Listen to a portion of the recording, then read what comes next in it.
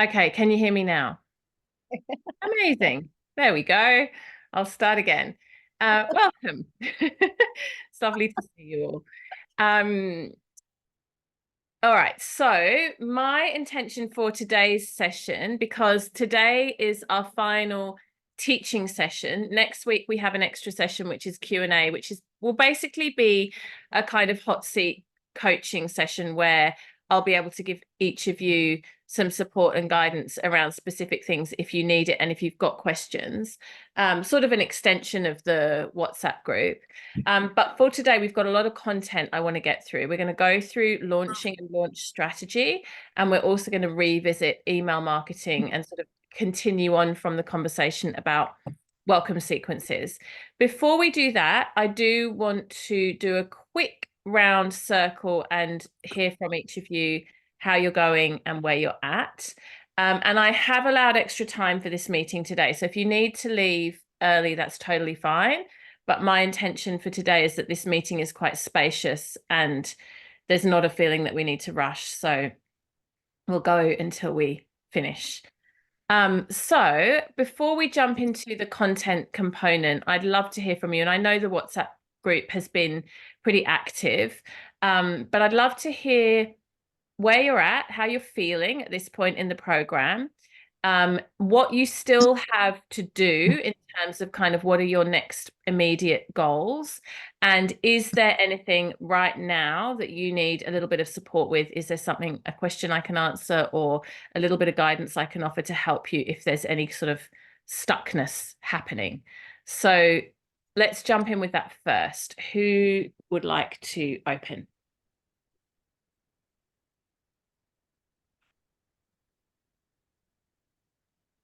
Okay, I will. Thank you. Um, hi everyone. So I have this week organized my little free opt-in with my website. So basically, when you click on the homepage, it comes up with subscribe, give me your email, I'll give you a 10-minute Shavasana little video. And then so next week I'm working on my newsletter, and so that I'm getting that sequence of emails sent out, getting people's emails. Other than that, I'm still sort of promoting on Insta and Facebook my just weekly classes. I had a workshop. I've got to organise some little bookmarks. I've decided that I'm just going to drop into businesses, and so yeah, I'm feeling pretty good, getting some positive feedback. I wouldn't say I've got any extra new clients.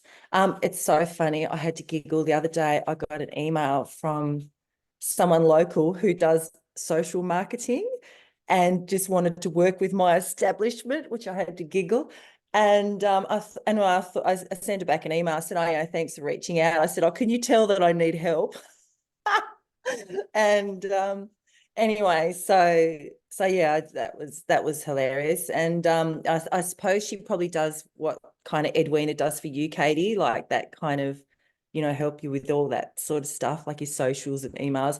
But I mean, I'm just a one-man show, so I think I can kind of do that myself. And also I'm learning so much from here. That's why I'm here.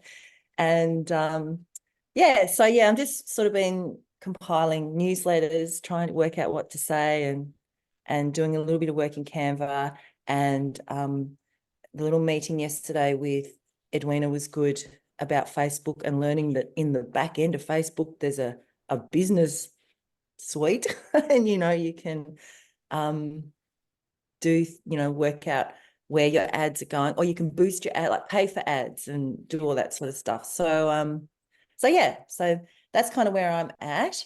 And just and learning about MailChimp. I had because I use Mama Yoga, so MailChimp is a part of that.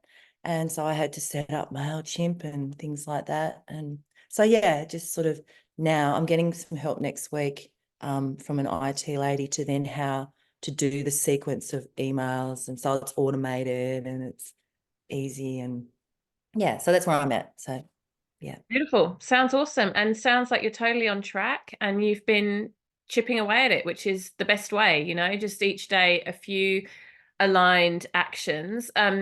I just want to clarify for Susie, but also for everyone, so we're super clear, the difference between your welcome sequence and regular newsletters. So a welcome sequence is when someone has opted into your freebie and then they receive a series of emails that's usually triggered by an automation, hopefully, so you're not having to do it manually, that welcome them into your world. And that could happen at any time. Whenever they subscribe, they get this series of emails.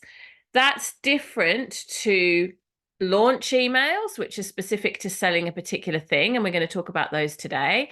And also different to regular newsletters or a regular email that you might send out. Like, for example, I always send out an email on the 1st of every month, regardless of whatever else is happening. So just to keep in mind that welcome sequence is sort of a separate thing to other emailing that you might be doing within your business. And one thing you might want to consider, if you are in a launch and you're sending a lot of emails, you might want to switch off your welcome sequence, because if you've had a bunch of new people come in and they're receiving emails every 2 or 3 days or however you've got it set up, and they're also getting a launch sequence of emails, it's probably too many emails, and they're probably going to say slightly different things as well. So when I'm in a launch and I'm sending, I mean, you guys have seen this, when I'm sending like 6 emails in a week or something like that, I switch off my welcome sequence just so I'm not completely bombarding people.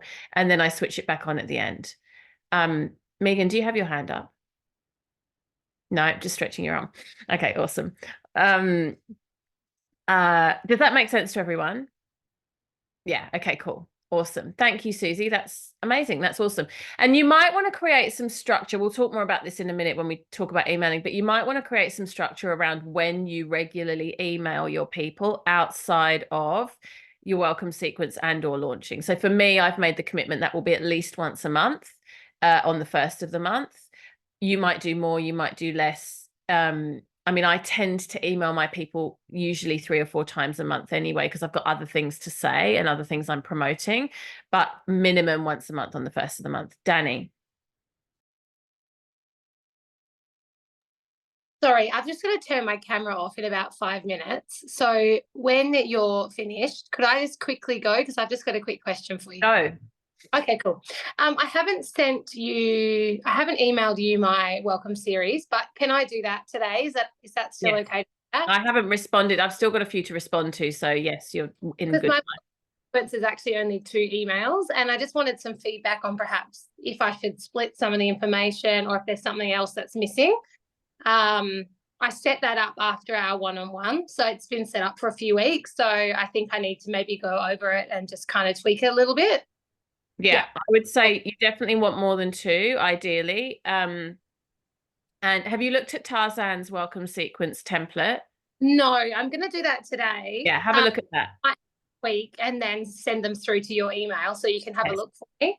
Yes, yeah. Perfect. Do that. And do you want to do a quick check-in and tell us how you're going before you need to go? I'm going good. I feel like I kind of am a bit stagnant this week. I feel like I haven't really achieved much. I've had, there's been a few people off in the studio, so I've taught a lot of extra classes, and I think it's just kind of, I've missed a lot of what I'm meant to have been doing throughout my week. Everything's going good. One thing I've noticed actually a lot is I've paid for Facebook advertising to sell tickets before, and it worked. I also found that for me, I do a lot on Instagram because I love Instagram. I don't know if it's my age or I'm not sure. I just don't really like Facebook. But I always get new people through Facebook, never through Instagram. So my events, because every single moon circle that I run, I add an event, and then I invite everyone I know on my friends list. And I ask all my friends, can you just tick interested? Because then their people see it. And that's how I sell the majority of my tickets. So through completely free, just getting friends and family to just interested, so that then everyone on their friend list sees it. And it's kind of a free, easy way to get a little bit more exposure. So I thought I'd give that little tip. That's what I've noticed. I love that. That's a great strategy. And look, I much prefer Instagram to Facebook, and I spend a lot of time in Instagram and hardly any time in Facebook. But Facebook is really good for some things. It's good for groups if you want to run a group. It's also good for events, like you said. So anytime I have a big offering coming up, I always put like my summit or something like that, always a Facebook event. And you're right, the algorithm likes it. The other thing is, if you're doing paid advertising, the algorithm will actually decide whether it's going to go fake, because, you know, Facebook and Instagram are both owned by Zuckerberg. So, you know, it doesn't, like, it's the same, essentially the same company. So the algorithm will decide whether to send people to Facebook or Instagram, or where to promote the ad, depending on what's working and where you're getting traction. So if you're paying for advertising, you don't actually need to decide. But if you're not paying, I definitely recommend exactly the strategy you just said. It's brilliant. It works really well. And the other thing that's really good to do is pop your opt-in or your offer or your event in groups, aligned groups in Facebook. That'll get you good traction too, that you won't find on Instagram. Yeah, awesome. Thank you. Yeah, no, everything's going well though. It's just plugging along. I just need to get and some weeks are super productive and some weeks just aren't. I had a week last week where I just really intended, because it's the first week back, proper week after school holidays, and I was like, yeah, I'm going to get on top of everything. Complete fail. Kids off school sick, various different things happening. You just have to surrender to it and go, okay, unproductive week, we'll start again on Monday. You know, that's life. Thank you. Thanks. Who wants to jump in next?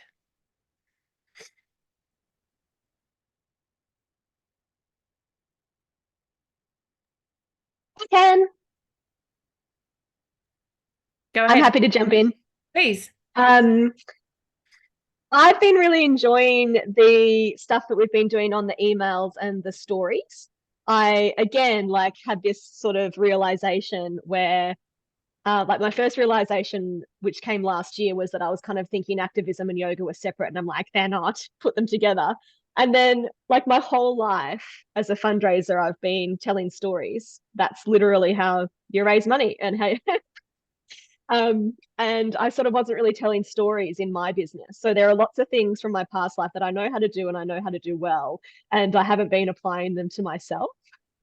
So the stuff that we've been doing with the email sequences and with sort of connecting on social media through story has really been exciting for me, because it's reignited my voice and I have a lot of stories to tell.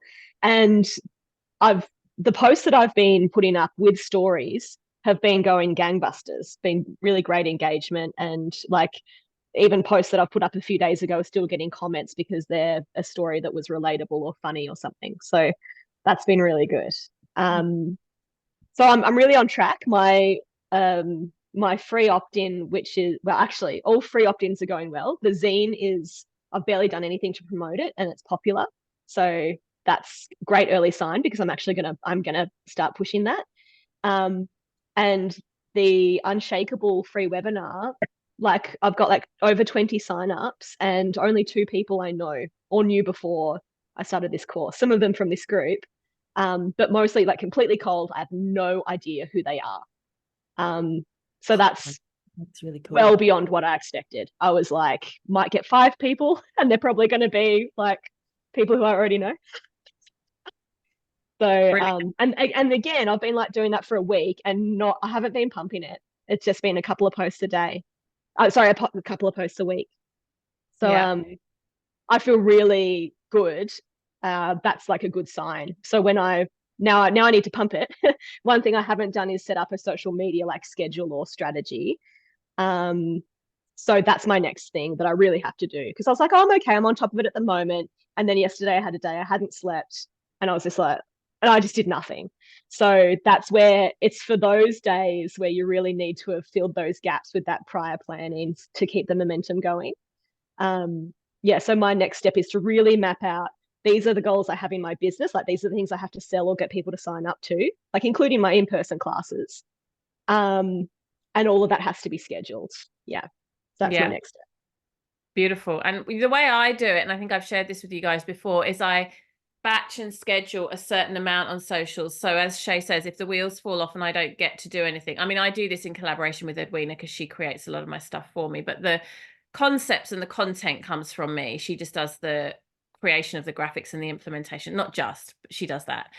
And then if I have capacity, I can jump in and I can do more, but I don't have to. I don't have that pressure of I have to do it. I've been loving your storytelling on social, Shay, and I think the algorithm's really liking you because your stuff's coming up on my feed a lot, which is good. And I love your daily reflection things as well. Like they're fabulous. And I was thinking about them the other day, and what I love about them, and I'm actually going to copy a little bit what you've done, is I love that you give us just enough about your life and your personal kind of like your child and what you've eaten and stuff like that, but not so much that it feels like an overshare or just, why am I interested in this? This is like not relevant to my life. So I feel like you've really nailed that sweet spot of sharing but not oversharing, and that can be quite hard to do. If you're not seeing Shay's stories, I definitely recommend you have a look, because she's doing a share where she sort of tells you what she's done each day, and it's really lovely. Your life sounds really nice. Oh, thanks. My life is good. Yeah. Every day it's like, did the dishes. Yeah, did the dishes. Yeah, my Everest. I love it. It's great. It's great. But that's really good feedback, because I was like, I just started doing them to try and get some personal engagement, and because I've got a lot of followers who know me, and they are also my customers, but also just my family. And I remember Edwina saying, like, you still got to keep them warm too, because the algorithm likes that. So I was like, okay, well, I'll do that. And then looking at my metrics, they're really popular. Like, people are engaging and seeing those, and they're holding them to read. So if I do that and then follow it with an activism post or something I'm promoting, it's more likely that gets seen. So I'm like, oh, well, I'm going to keep doing those because they're well performing. But yeah, that line between share and overshare is one that I'm considering at the moment, because I love Tarzan K's emails, and they're like, I feel really similar to her in how we are very open, and like she talks about ketamine and getting through a divorce on MDMA. Everything. Yeah. Yeah. And like, I've got so many stories written down that I can share. And I'm like, should I talk about the affair I had in France? I'm like, no, maybe it's not relevant. And so I'm like, I'm going to have to be really clear with myself, because I'm very open, and not everyone needs to know everything. Yeah. Look, if you feel comfortable with it and it works for you, Tarzan's a really good example. I think you can pull it off beautifully. I value my privacy a little bit too much. And also I'm really ultra mindful, especially now I have teenagers, that I only want to share things that I will be comfortable with my kids seeing forever. So that's a big thing too. Like, you've got to think, it's like, who knows how long the imprints of these things last. We think they go away in 24 hours. I don't believe they go away in 24 hours. Oh, no, no way. No, they definitely. Yeah, it's sort of that. But like, why not be beautifully transparent? I think that's really uplifting and really supportive to people as well, that we don't have to create this sort of false narrative. We're very honest with Ren, and he knows all sorts of everything. So, and he's 5, like for me, the problem is there's no-go zone, but it's not really about me. It's about, what do other people feel comfortable with? So well, I think actually I don't necessarily agree with that. I think people self-select. I think that, like Tarzan would talk about this very openly, because she talks about recreational drug use, and, she's queer and she's polyamorous, and none of these things are relevant to her work, which is, online marketing. But the narrative of getting to know her is such that you then feel very drawn into her world, and that really boosts her business. And I don't think she even does it for that reason. I think she just is a very transparent person. She's just funny. But and people will self-select. If it's not their cup of tea, if they're like, oh, drug use or polyamory or whatever, they're just going to not be in her circle. And the beautiful thing is, she's not scared of that. She's not scared of losing people. And I think it's this thing about niching, isn't it? It's like, we get so scared that we're going to lose someone that we end up diluting everything so much that we don't actually say anything. And I think it's really beautiful to, like, for example, for me, I chose very early on, I'm going to keep speaking out about Palestine. Like, I really don't, if people don't like that, they're not aligned with that, they can unfollow, totally fine. And I've stuck with that. And actually, probably I would say, and again, this wasn't by design, but I've probably gained as many people as I've lost. Like, I know that people have come into my world because they want to hear the activism narrative and they're interested to see what yoga has to say. And then I've lost people, definitely. And I've even had some nasty messages from people saying that I shouldn't be politicizing and I shouldn't be, you know, having an opinion and whatever. So it's probably balanced out. But for me, that's something I feel strongly enough about that I really don't care. If you don't want to hear it, it's fine, but just unfollow me. Yeah. So And I if you think build that self-selection- integrity too, like if Yeah. you behave from that place of truth within you, then even people that disagree with you, but who sort of want to stay in your community will be like, okay, well, we disagree, but I still see your value. Like you always say, don't throw the baby out with the bathwater. Like I Exactly. had a guy, he comes to my class religiously, and he's like, "Oh, you've researched this a lot, haven't you, Shay?" And I'm like, "Yeah, I have." And I could tell like he was a bit like, and he's not sure, and he's not sure he's comfortable with me saying everything I'm saying, but he's not stopping coming to the yoga classes because he trusts that I deeply believe what I'm saying and that it comes from a good place, even if he doesn't end up at that same place as me. So it's like, yeah, showing up in integrity. People see that.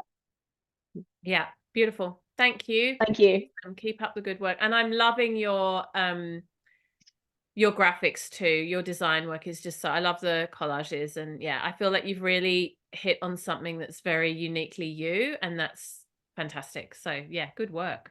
Thanks. It's really fun. So like trying not to do too much of it. Well, you know what? Gosh. Actually, this is something I wanted to say. Do it now while you're energized around it. And same with the Yeah. socials, because these things will come and go in phases. You'll have phases where you get really excited about all the design stuff and, you know, branding and what have you. And then other phases where it feels like a drag. And this is the Yeah, thing fair about enough. doing business long term, right? It comes and things come and go in waves. So one thing I've really learned is ride the wave when the wave is there. Like if I have a day where I feel like writing, I am going to sit and write, because there are so many days when I don't feel like writing. Likewise, you know, if I feel that I could make a quick video or take a few photos, do it in the moment when the impulse takes you, because there will be so many times when you'll need those words or those videos or those photos that you're not in the mood. So yeah, if you're loving making them now, just keep making them until you get sick of them, and then you'll have a whole bunch that you can use at times when you're, you know, under the pump or just not loving it. Right. Thank you. That was a nice permission piece because I'm like, oh, I should be doing something else. No, if you're Awesome. if you're into it right now, you're going to need them. So just keep creating them until, like I said, yeah, and then the time will come. You know, it comes and goes in phases. Awesome. Thanks. Beautiful. Who's next? I can go next if you want. Thank you. Good morning, everybody. So I think I'm on a bit of a come down from last week, to be honest. I feel very stuck this week. Last week was really good. I had a lot of stuff going on. I had a big booking on Friday with some principals, primary principals. We did a beautiful session on leading the nervous system, which was really successful, and I even managed to bribe them into doing feedback forms with the promise of a free audio download and free slides. So I managed to get I think 6 of them, which is pretty good because usually you don't get any, they're off and gone. And even one of them said loved it and can't wait to get you in to do work with my staff. So that's really, really great. And then yeah, this week I've just hit a bit of a boom, hit the wall again, because I've got nothing, I've got no more bookings sort of lined up on that front. So I sat down yesterday, I did my email sequence. So I think this is what this is about now. I've got to now sit and catch up, because I was just sort of trying to catch up as I was going along, because I didn't want to miss the momentum of the group. But then my social media, I haven't posted for a while, and everything's sort of come to a halt because I was just too busy. So I'm kind of in that space where I'm going, oh, where do I start now? So I went back to homework from last week, and I sat down yesterday and I did some writing, ended up writing quite a bit, and then I wrote a poem, and it was just like all this stuff sort of started coming. So I kind of sat with that yesterday, but again, I've woke up today a bit like, I don't know sort of what next. So hopefully I'll get a bit more sort of grounded and inspired as I sit here today. And then the computer stopped working this morning, which is why I was late, and little things like that. So no, I'm pleased to be here and to get the inspiration and to see everyone else doing so fabulously. So yeah, thank you. Beautiful. And, you know, sometimes when you've had a big high like that, like a big wave that you've ridden, whether it's, you know, a teaching gig or a big launch or whatever it might be, there is that flatness afterwards, and that's completely normal. And it sounds to me not like you're stopping or halting, but actually that you've just got some boring catch-up work to do. Like, you know, a bit of this sort of monotonous admin-y, just writing and creating some socials and what have you. So it's just less exciting. It's less of an adrenaline high, but it still has to be done. And it's still very much moving forward, your business. It's not stagnant at all. What kind of follow-up are you going to do with the from the teaching last week? So I've already sent I've done individual emails to each of the people that responded, giving them a little bit more detail on how to sort of implement a practice into their daily lives and how to sort of follow up with the work that we did. There's a few little comments I was thinking that I might be able to curate something from on the feedback forms. I don't know if you have any other advice around that. I wasn't sure what else to go with that. Can you make them an offer?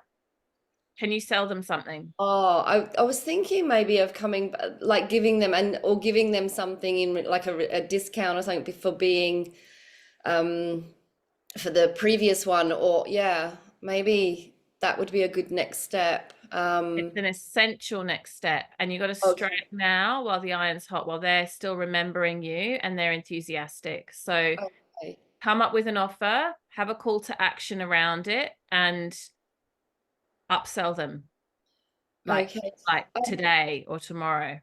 Okay. There was one thing I actually did want to ask, because I'm getting a lot of system blocks from my when I'm emailing people. So I feel like I'm losing a lot of leads. So like, whereas I've been emailing a few organizations this week, and I'm hitting their firewall. I'm not getting through. So I don't know if you have anything. What system are you using? Gmail. Yeah, so what you've got to do is you've got to go through a platform like MailChimp or Kajabi or Constant Contact or some sort of emailing platform, because they have much better deliverability than just straight up Gmail account. I could go through my Squarespace. Yeah, like do that. do it through my that. Squarespace. They'll have a much better deliverability. I mean, you still will sometimes end up in people's junk or spam or filters. Happens to me with Kajabi, but it's a lot better than just sending it cold from an email address. Especially Gmail. A lot of servers will block or protect for Gmail if it's not recognized. Okay. All right, lovely. Thank you. Yeah, and if you want to reach out to me and run through, you know, in WhatsApp, just you and I one-to-one, what that offer is going to be for your upsell or your on-sell, I should say, do reach out to me and we can bounce back and forth about that. But you want to do it soon while they're really warm. Okay, lovely. And stretch yourself a little bit in terms of what you think you might be able to sell them. Like, whatever you think, then add 30% more. Just be a little bit cheeky. Okay. Thank you. Thank you so much. Who's next? I can go. Hi, everyone. Nice to see you all. Katie kind of knows where I've been at the moment. I'm kind of in a big transition from my other work. And so unfortunately, I haven't put the time to this, but there's not the motivation. And I've also, because I teach at the university, I don't know if people know that. So I've been in my big teaching weeks there.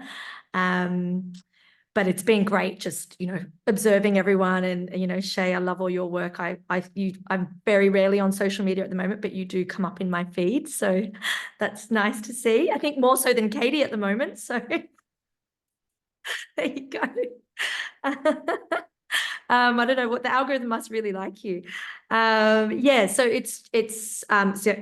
know exactly what I need to do. It's just then doing it, and some other things that I've got questions around. Katie, is, you know, the hosting. So for the free opt-in, and I think, like, I left your message this morning around Squarespace, jumping around a bit here. I am also then really curious about Kajabi now. I'm kind of moving into that. Oh, that does look really nice. And I can see, because I'm using Squarespace and MailChimp and the very kind of basic product. So at some point I do need to upgrade. So just kind of thinking through all of that, what that means. I think Katie and I have now decided, look, just focus on the sort of basic, get your free opt-in and maybe a low cost offer. And then the Kajabi transition might happen sort of a little bit later. So yeah, interested to know a little bit more around the hosting and like the size of files, like how that part works. I think you're saying I need to sign up to like a Teachable or something to do that. Can you host on YouTube? Like, do people do that? Like, yeah. I responded to your voice messages this morning. So oh, sorry, I haven't. no, it's okay. It's all good. You'll get those, which is specific to your questions. But essentially what you're expressing is the classic, you're at exactly the point that so many people get to, where you just have to upgrade and invest in yourself to be able to do what you want to do. So I think you will be able to get to the point where you'll be able to do your free opt-in and a low cost offer, and then you're going to hit the wall. And you're either going to have to go to Teachable or to Thinkific or one of those platforms that provides an online course opportunity, or go to Kajabi. And when you crunch the numbers of what you'll be paying MailChimp, Squarespace, Teachable and or Thinkific or one of those, you'll probably find that it actually gets pretty close to starting, especially now Kajabi have got Kickstarter, which is a lower entry cost. You'll be wanting to make the switch. The other thing is that you threw in, and I laughed because this is exactly what I do. It's like your brain kind of goes, oh, I'll leave it for later, but is that you want to do a bit of a brand refresh. And so if you're going to put time and energy into a brand refresh and you know you're going to upgrade your platform, it's doubling your workload to do it where you are now. You may as well do that as a launch in your new, you know, wherever your new home is going to be. So I wouldn't be refreshing my brand in a platform I know I'm only going to be using for, let's say, a year or so. I would wait and do a brand refresh in the new space. But anyway, I've left you a message around that. The thing is, what happens is all these things are workarounds, right? If you haven't quite got the capacity in your website to upload the file size that you want, or you know that you're going to want to add an online course or digital product later, really all you're doing is stalling. And I'm not just saying this to Anna, I'm saying this to everyone, because if you know this is what you want to grow into, you may as well start fairly early on with the foundation that you can then scale into. I mean, it's funny, I had this exact conversation with Kelly Deals, who's coaching me at the moment. I got up at 4 a.m. today to do a coaching session with her, and it was so worth it. She's so amazing because she's in Canada. And, you know, we were talking about scaling, and I was expressing exactly what you guys are expressing, but at a different level, where I've got hesitation around investing in more staff, investing in more infrastructure. And like, I'm about to launch an app for Bhakti Club, and like it will be its own app, and it's a huge investment for me, for my business. And I'm nervous, you know, I'm like, oh my God, this is hundreds of dollars every month. And then I've got I'm also going to be hiring Shay, which I'm super excited about, to be my community manager. And she'll be supporting me inside the app and inside Bhakti Club. And so there's expansion happening, right? And there's always nervousness that comes with that. I'm like, I can only just about support myself and my family with my income now. And then as I expand, it feels scary. And it's really easy to just stay in the safe zone and the kind of like, I know this is okay and I know I can afford it zone. But if I want to grow and expand, I've got to go the next level. And it was exactly the same when I invested in Kajabi. Every step of my business, I've had the same experience that you guys are all having around deciding, you know, what's the next step. And I think that's healthy and it's normal, because the opposite of that is just recklessness, where we throw money at everything and then, you know, not even sure if you're making money or not. And that I don't recommend at all. So there's definitely a balance point, but I think one of the jobs of a good coach is to help us in expansion, to help us stretch ourselves. And Kelly really did that for me this morning. And I feel like it's my job to do that for you guys too, to like encourage you to see yourselves a couple of steps further on and to create the foundation so that that expansion and that scaling can happen without you having to scramble and without you having to, you know, do lots of workarounds. So the analogy that Kelly used, which is beautiful, is like if you set the table, people will come and eat. You know, whereas if you don't, if you just stand there at the table going, oh, I probably should set the table, but I don't know if anyone wants to eat, then you're just kind of standing there waiting to see if anyone wants to come and eat. But if you have a beautifully set table with flowers and, you know, placemats and beautiful cutlery and crockery, people are going to come and sit to eat. So I loved that. And I felt very excited about expansion rather than nervous after my call with her. So I hope to offer the same to you. And I think it's always the balance. And Anna's a good example of this because she has a lot of other commitments and she's about to start another really big job. It's the balance of time and money. And if you don't have much time, sometimes what's required is that you invest money. So I don't have time to do all my socials. So I invest in Edwina to support me with that. Or if you have not so much budget, but you have more time, you've got to invest the time and you've got to see it as that investment and sit there and do that work. It's very rare that you'll have both time and money. It just, you know, we don't tend to have both. So we make a choice about where we invest and how we invest. So yeah, but the short answer, Anna, is I think you can get away with 3 months maybe where you are, and then you're going to have to expand anyway. So if I were you and I were thinking about setting up an opt-in, doing a brand refresh, setting up a low-cost offering, I wouldn't waste my time doing it where I am now to only have to go and rebuild it all 3 months later somewhere further on. Before you said brand refresh, I was like, yeah, okay, she can kind of cruise where she is for a little bit. But then you were like, I've had my website for 5 years and it needs a brand refresh. I was like, okay, that's one too many things. Now you've got to, like, it's time to. So do you think, yeah, because the other good thing is, like, I've been like had this big things going on with work, both the new and the old job, but then after next week, I've got a few weeks cruising and then I'm having some long service leave. So that's when I was like, right, I'm going to sit down and do all the homework that I haven't done the last couple of weeks. But now are you saying do the Kajabi thing? I think so. I think for you, I think you're just going to end up doubling your workload. I mean, have to think about it, listen to my messages, but I think you're just going to end up building it all out where you are and then having to rebuild it all out somewhere else. Maybe it's, and then in a fairly short timeline. Like, you know, in business, 3 months, 4 months is not a long time frame. You don't want to be building something now that you're going to have to rebuild 6 months down the line. You just want to build it where you're going to have it in 6 months' time. Okay, this is exciting. That's good. And so then that means the hosting on YouTube, like, is that an option or no? We have to. It is an option. It's the more moving parts you have, the more different platforms you have, the more margin for error there is, and the more work it is. Yeah. So if you've got your videos in YouTube and, you know, you're selling stuff in Stripe and you've got your opt-ins in Squarespace and your databases in MailChimp, you know, before you know it, you've got 5 or 6 moving parts. And again, this isn't just for Anna, this is for everyone. And then you get to the point where you need to get them all talking to each other. You need little trigger things to happen. So you might be using a platform called Zapier to get things to talk to each other in the right way. For example, when someone opts in on my email, in my website, I then need to trigger the email sequence, but the email platform and the opt-in aren't talking to each other. So I have to find a way to make that happen.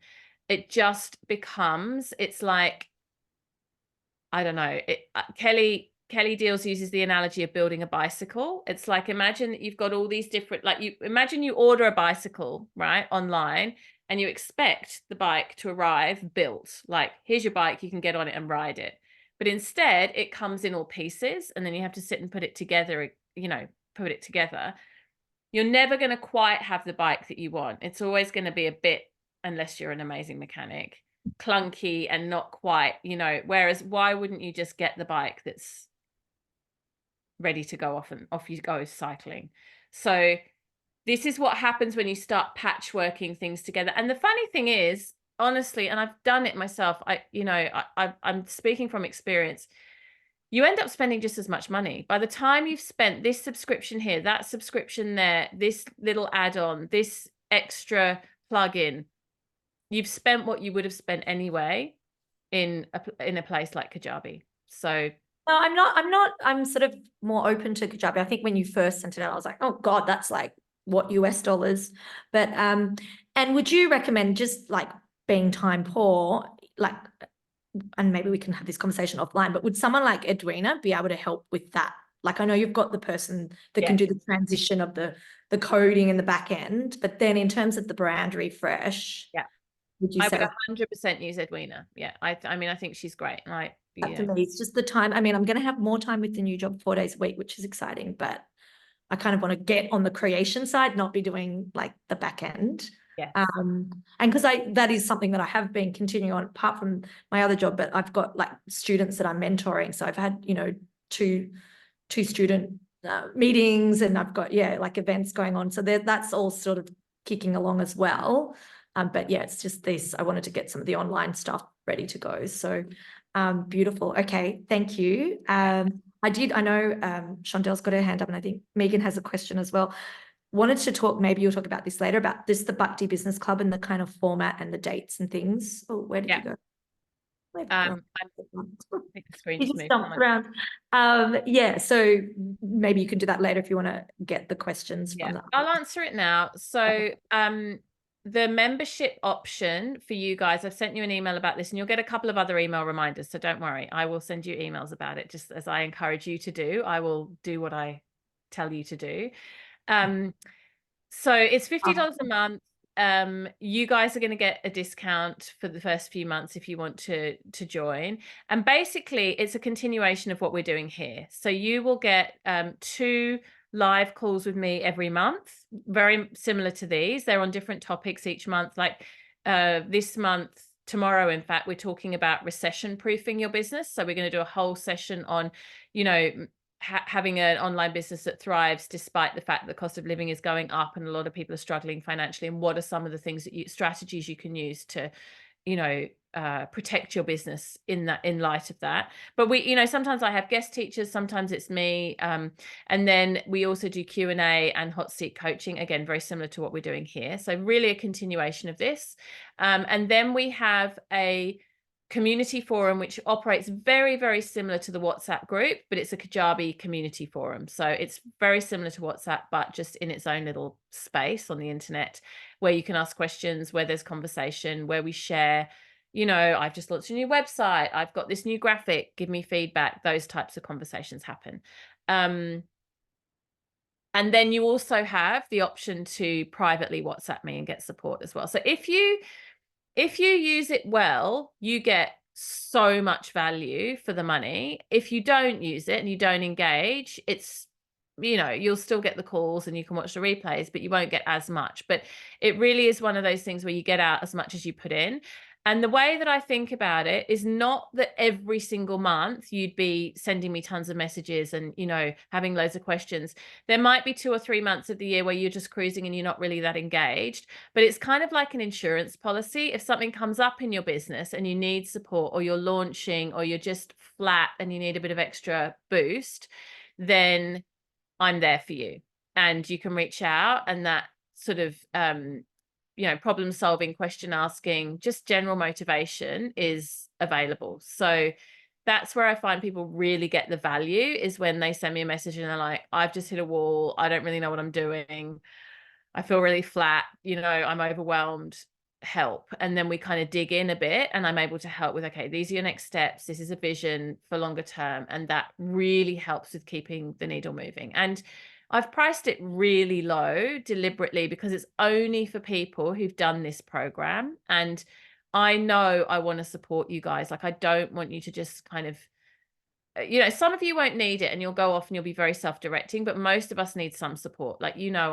I'm in containers with Victoria Washington, and I'm regularly working with Kelly Deals. They're my 2 main mentors. I've done a lot of work with Tarzan. I mean, Tarzan and I really now have become friends. We're back and forth just personally, which is really lovely. She's one of the funniest human beings I know.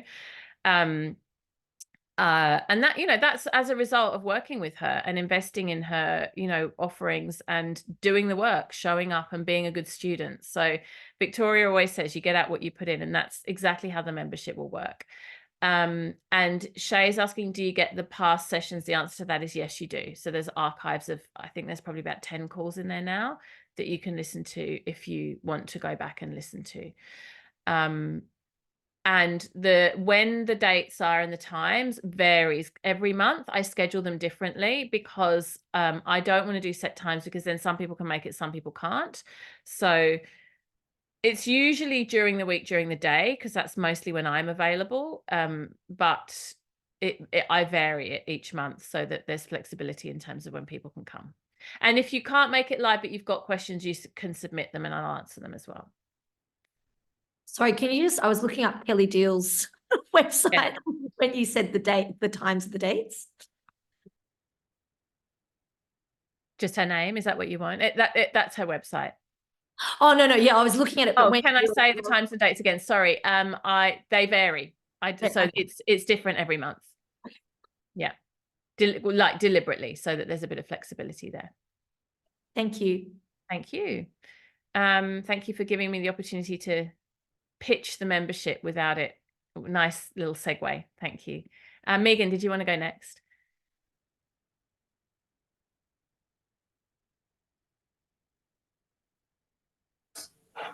Hi guys, hello everyone. So I'll come to my question a little bit later about the tech, Kajabi and everything, because I think that'll flow on a bit later. In terms of my business, as I spoke about with you, Katie, I'm in a place where I'm just focusing on falling in love with business again. I've just been feeling like just the push and pull between motherhood and business, and I feel like I'm always on the brink of just being like, oh, stuff this, I'm not doing it. But I always keep coming back. And so I'm just looking at ways now that where it feels nourishing for me, rethinking my business model from, I had planned to do all online. But what I've really been thinking about is I actually love being in person. So I do want to find a hybrid of working towards doing workshops and pop-up classes, and then mixing that with selling short and sweet digital products, and then maybe in time, depending on how I'm able to grow my audience online, having maybe like a 4 to 6 week signature course for mothers. But that's being parked at the moment. And as I said, I'm just focusing on, again, just reconnecting with what drives me to this work, because I've been feeling like I'm coming from an empty well. So yesterday I taught a class at my local Aboriginal gathering place, which is I've got a family connection there. So that really just solidified that, yeah, I do want to be doing this work in person predominantly. So that's a big mindset shift for me, because I've had my head in like launching online and all of that sort of work. So I'm not, as once Katie said, like never say never. So I'm just practicing that mindset of being like, okay, I've got lots of ideas. We'll see how that goes organically in the future. But yeah, now I'm switching into thinking about how to start marketing myself as more of a local yoga teacher. And I have my home studio that I'll be renovating next year. So it's a bit of a mindset shift for me, and if getting local clients, and when I don't quite have that space yet, like how do I get the clients? So I'm planning to go and find some mums and bubs classes to teach, some pre and postnatal, potentially some yin classes, and then just making my bookmark or my postcard or whatever it is, and always having that at the ready. Yeah, so that's kind of where I'm at. And I've been thinking about Kajabi, and I totally agree with Katie in that Kajabi is 100% the way to go if you're doing an online business. I am thinking about converting back to Squarespace, in that I want to be able to sell like small digital products, and there is a cap with that on the starter plan of Kajabi. Yeah, and I'm also just wanting something a bit more simple in terms of setting things up with Squarespace, because it's not going to be so online heavy. My business model, it's going to be more of a in-person thing where, yeah, I'm thinking about going back to Squarespace. There is a workaround you can use with Kajabi that I do a lot so that you don't have to use a product for your content, which is to just create a landing page and have all the content in a landing page. I mean, I do quite a bit of that, but if you're not using the functionality and you want to go back and you're focusing on in-person, you probably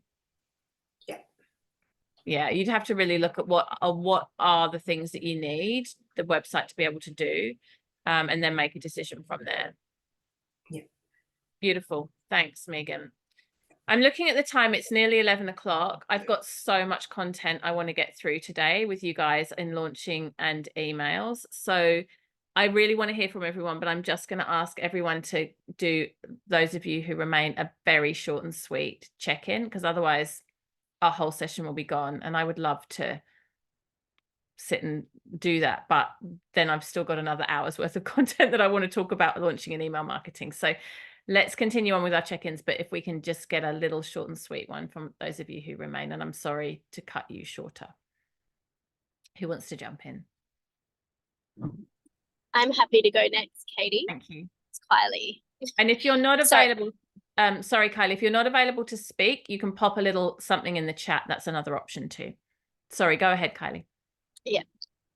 That's okay. I'm not very well, so excuse the voice, but my short, sweet check-in is probably one step away from feeling like I've hit rock bottom. Aside from being unwell, I've come up against some major tech issues with my PC, my desktop and my laptop not working from the end of last week, and I have a really old phone. So I was supposed to go live yesterday with my free opt-in, which was a 7-day retreat. And I had to call it at the 11th hour. So I'm feeling I spent the whole day on the couch yesterday. I'm feeling, I probably don't even have words for it yet. I'm not sure whether it's like this is an opportunity to review everything. Doesn't necessarily mean that everything needs to change, but an opportunity to kind of see what upper limits are being hit. I've had email sequencing and stuff in place in my business. I'm going to be reviewing them. But I think I just need to get really, really, really, really clear, because I'm doing both teaching in person as well as having my teas in different locations. The business organically has shifted. So now this is just asking me to get very clear on, a little bit like Megan, what is it? Where am I heading? Is it because I'm loving the in-person stuff? Or, you know, am I launching for an online program this year, or am I going to push it out to next year? So that's basically where I'm at. And financially, you know, I'm in a very, very difficult position. It's costing me a lot of money to keep things online in my situation. So I'm pretty much on the brink of having the website not even being live anymore. So there's a lot that I'm having to digest. And that's just me being very real and vulnerable, which isn't always easy for me, but it's kind of what it is. So yeah, and I'm in the car at the moment, so I do apologize if it's noisy. No, that's okay. We can hear you really well. I'll just say a couple of things, Kylie. First of all, when you're feeling low and not good about your business and just about everything in general, it's a bad time to make decisions. Yeah. So what I would say is pause on any decision making right now. Like, now is not the time to decide what your business is going to look like, what you're going to keep, what's going to go. Like, it is just not decision making time. Yeah. Wait until you're feeling well and just give yourself that sacred pause, because things will shift. You know how life goes. It comes and goes in phases.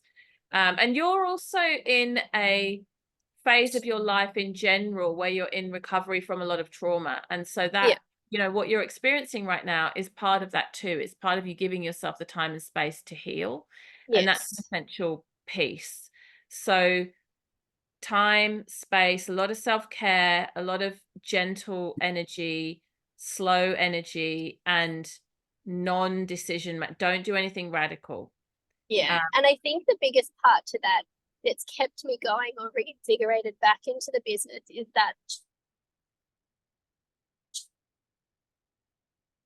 because if there isn't money coming in, like, I'm just going to keep going backwards. So I totally will not be making any major decisions, but it's that awareness of if things haven't been working and what needs to come in has to change. I really need to get very clear. And look, it may just be more of a crunching numbers, because I have taken some risks in putting the tea out there in a physical space and those sorts of things. But yeah, just kind of giving it voice so it doesn't live in my body anymore has been quite helpful. So yeah. Yeah, and thank you for being so open and so vulnerable and so honest. And we're all really here to support you and to receive that. And I'm very happy to continue the conversation one-on-one with you in WhatsApp. But the best advice I can give you right now is get yourself physically well, take some rest time, and don't make any big decisions right now. It's not the moment for that. All right, take care, my love. Who's next? I'm happy to go. Thanks, Tara. Yeah. And then we'll go to Liz. Cool. I think I'm going okay. My free offering, I've just finished that, which I shared and got some wonderful feedback. Thank you. So beautiful. The graphics were Thank so you. Really, really Thank beautiful. you. My website, I've decided to go with Kajabi. I'm doing the Kickstarter, so I'm in the process of getting the website built. I have done it all in Squarespace and now I'm changing over, but that's okay. My low cost offering is ready, but I just need to, that's a live event. So that's going to happen next month. My program is like, the idea is there. I just need to flesh it out. I was going to launch it in July, but then I saw in the homework, the training modules, to have 5 months of like planning and build up. So I've decided I'm going to push it out and launch it in September and give me plenty of time and space. I'm not in a rush for it. I've still got to do my welcome sequence. I'm going to try and get that done this week. And I've got 3 retreats and in-person immersions that I'm currently creating. The main thing that I need support with is around my language with marketing. I think I'm finding I'm putting all of my content out there in the language that I'm familiar with and that I love, but it's not my target market. I'm not targeting people that are as deeply into the sacred spiritual world. I'm targeting people that, you know, might be curious and open-minded and dipping their toes in, but may not be overly familiar or I don't know, with words like sacred or things like that I use a lot, may be really unfamiliar or a little bit off-putting to them. So I think I just need to look at my language around my marketing so that I'm really focusing on my target audience. Yeah, and then understanding what sort of paid advertising to look into, like ads and things. I really want to get my head around that. And then the best way to record audios to be able to upload to website and emails and things. I just need to, figure that out too. All right. So if you've got even a half decent phone, the best way to record audios is in a quiet room on your phone. Like, you don't need a mic, you don't need anything special. It will create MP3 files that will be excellent quality as long as there's not too much ambient background noise. So that's super easy. And then the files are just there. You can work with them. Is that just like voice memos? Yeah. Or voice okay. memo. Yeah, Cool. so easy. The question around languaging is, it's really good that you've identified that, and super helpful. So when Edwina and I ran the online success 3-day opt-in, which many of you did as an entry point into this training, we initially launched it and called it Creating Your Signature Program, and it flopped. And we had to go back to the draw, like no one signed up, like a few people signed up, but it was hopeless. And we were scratching our heads, like, what's wrong? Like, it's such a good offering. It's so great. It was the same offering. It was exactly the same. And then we realized our target audience who haven't yet set up anything online don't really know what a signature program is, or if they do, it sounds too big and scary. It's not resonant for them. So we had the language. It's like inside industry language, but it wasn't translating for our audience. And then another thing we had in the copy for that, we had a big thing about your zone of genius. And we realized actually people don't even know what zone of genius means, or if they do know what it means, they don't know what theirs is. Like, we just come in at a level that assumed too much prior knowledge or cliqueiness, you know, like they were already in our world. And then we did a complete reevaluation and changed it to online success, launch an online program. Couldn't be more simple. Suddenly the signups just started flooding in, like literally night and day. So it is really important. And sometimes when we notice ourselves using cliches or using sort of inner industry talk, we've just got to scale back and ask ourselves, what's another way of saying this? And a really good question is, how would I explain this to a child, or how would I explain this to someone that knows nothing about it? Like your partner or your mum or your next door neighbor, you know, who's not interested in this stuff at all. So the word sacred, okay, we might have an idea of what that means, but how would you describe that to a child, or how would you describe that to your friend who's not interested, kind of thing? And then using those words. So I think just having highlighted that issue and having that awareness will help you hugely to do better with that. But it is important. It does matter. I wanted to ask you, and I'm looking at the clock, but I wanted to ask you how you're going with refining your business, because I know for you a challenge was too many fingers in too many pies. Do you feel like you're consolidating? Is that happening for you? Yes, very slowly. But it's the one offering that is just sectioned into a free thing, a low cost, a program. So it's taking time, and it's going to take time to get there, but it's going there. I'm Right. funneling it all in. Taking time is fine. And you'd rather, you know, push it out to September and get 20 people enrolled than run it in June and only have 5 people enrolled. You know, I mean, 5 I feel like would be so much right Yeah. now. So yeah. I mean, the numbers, I'm just making the numbers up, but you know what I mean? Like, better to do it longer and slower and get more numbers and make more money with a more spacious feeling than rush and not get the numbers, but it's still just as much work. Yeah. Beautiful. Thank you. Lisa. Hi. Talking fast is something I do well, so I'll try to get this all out. I also need to get this guy to bed. It's getting late here. So I have so many moving parts in my business as well, and a lot of things that I've been working on. But I feel like I've been slowly plodding along, and I don't have anything fully complete, but I've been working on bits and pieces across everything. So I'm still trying to rebuild my website. I've got a little bit of work done on that. I have my first email for the welcome sequence done, so I just need to get a couple more finished. I've been pretty active on social media, at least the last few days, getting some more posts and things out, because I have a couple of collaborations and workshop with a friend that we're doing, and another service that I'm offering in partnership with a friend of mine. And I finally got around to emailing everybody that came to my workshop, my mantra workshop last month, to thank them for coming, and gave them a bunch of details that they had been wanting from that day, and inviting them to the next one that's going to be in June. So just trying to get a lot of pieces in place for all the things that are coming up. You know, with my clients and teaching and everything else that I have going on, I don't have a whole lot of time to work on all this back end stuff. So like you were saying too, working on things, certain things when you're in the mood to work on those certain things, because I also know for myself that I can't force it. So, you know, when I've had a little bit of like, it was like really late one night and I was tired and I went to bed, and all these things were coming through about, you know, the stories around myself and my business. So I spent like half an hour writing out a bunch of pages. Yeah, so I'm just slowly kind of working on all the little bits and pieces of things to, you know, eventually get them all done and together. Yeah, keep going. And I do, much as I'm always an advocate of good sleep hygiene and good routines around sleep, and I do really prioritize it.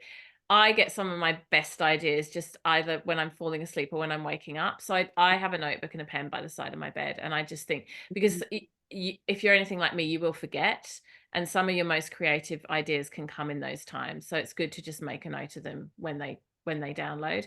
One thing I would say, for you, Lisa, but also for everybody for whom this is relevant, if you're doing lots of different things at once and you're kind of like, you've got a few different things happening, but you're feeling like you're not finishing any of them, that can get quite disheartening. So what I would do is I would focus on one thing and getting it done. Like, get your welcome sequence done, get your website done. And when that's done, then move on to the next thing, just so that you can have the feeling of some completion, because that will help you with momentum. It can be really hard to keep your momentum going if you feel like you've got all these balls in the air, but none of them are actually coming to fruition. So yeah, that might be helpful. Yeah, absolutely. Sometimes it's hard to know which thing to do first because everything is doesn't going to matter. fit Just pick together. one and do it. Yeah. Yeah. Yeah. Sometimes it's hard to know which thing to do first, said the Vata. And then the Pitta Right. said, doesn't matter. Just pick something and do it. Yeah. Yeah. All right. Beautiful. Thank you so much. Who are we still to hear from? Radha, Kate. Yeah, I can talk next. Radha, go. Yeah. I don't have that much to report. I was very inspired by our call last week, Katie, on Friday. And I was just about to start writing my email sequence when we put an offer on a house the next day, and the days after that have been just completely crazy with live admin. So I've had like a week deep into completely different way, completely different type of work. So I still haven't got onto it, but I've listened to all of Tarzan K's content, and I've loved all of her free offerings, and I am very inspired to do that as a next step. And yeah, my journey throughout this container has been, I've been very inspired to see how you all are going. I am amazed by how much evolution there has been, and how much I have seen, how much beauty and inspiration I have seen shared in the WhatsApp group. And that's been very inspiring for me personally. I take everything with a bit of a slower pace because all of my systems are already in place and installed. I'm just taking little upgrades wherever I can fit it around my schedule. So that's what I'm up to, and that's where I'm at. Not that much more to say. Beautiful. And I think one of the things I most want to reflect back to you is such a big mindset shift around emailing and email marketing, and just, thinking about that in a different way and approaching it and experimenting with it in a different way. And I think that's going to be really transformational for your business. So I'm excited to see where you go with that. Thank you. Kate, do you want to go next? I just put a little chat thing in there. Okay, beautiful. Yeah, just to make it brief. Sure. Okay, lots going on in your personal life, a bit of cancelling stuff, and generally just kind of sitting with it. Okay. Yeah, beautiful, and totally fine for that to happen. And one of the things I saw in you, Kate, at the first part of the program is you were really full of energy and a lot of action, and we're all different. And this is the beautiful thing about being self-employed. Some people, the CAFers, are like slow drip, plod all the way through, and that's beautiful. That works really well. And then others are fits and bursts. I'm very much fits and bursts person. Like, I will go into kind of workaholic mode, and I'll be very, very focused and very all immersed. And then I'll have times where I'm just really actually quite coasty and not getting much done, and doing more like focusing on family stuff with the kids or other things that are going on in my life, or my own personal studies and sadhana. And it just comes and goes. I mean, it really is quite fluctuant, and I'm fine with that. I know that's how I am now. In fact, sometimes when I'm in that more workaholic mode, I can kind of say to myself, okay, it's time to take your foot off the gas for a bit and just refocus on family or refocus on your sadhana. And then other times when I've been away from my business for a little while, I mean, I'm always in it, but, less energetically present, I'll remind myself, okay, time to jump back in. You've got to tend to this. So yes, being in, like, identifying that that's how it goes and allowing yourself that spaciousness is really important. And it's one of the beautiful things about being self-employed. It's one of the big benefits that we get to choose, and we get to self-direct in that way. So good on you, and sending you lots of love for all the things that you're going through right now. Anyone else available to speak who hasn't yet spoken? Okay. All right. So let's move into launching and email marketing. I've got really extensive notes for you today talking about workaholic mode. I was up till 9:30 working last night, which is very late for me to still be working. I went straight to bed after that. And then got up at 4 to speak to Kelly. So I've made really detailed notes for you for everything I'm going to go through now. So you for sure take your own notes if you want, but just know that what I'm going to give you verbally now, you will get extensive bullet point notes for. So, you know, you can reference back to them later, and you don't need to remember everything. So launching. First of all, a couple of things I want to say about launching in general, and these are really important pieces. It's really, really helpful to have a long-term strategy. I like to work with a year. There is a recording in your Bhakti Business portal where I go through how I map out my year, and I talk about it in detail about mapping out when my launches are going to be and when I'm going to do what, and when. I have experimented with lots of different ways of doing this. My preferred method is a big wall chart. So I just went to Officeworks. I bought one of those whiteboard month by month kind of big, you know, up on the wall charts.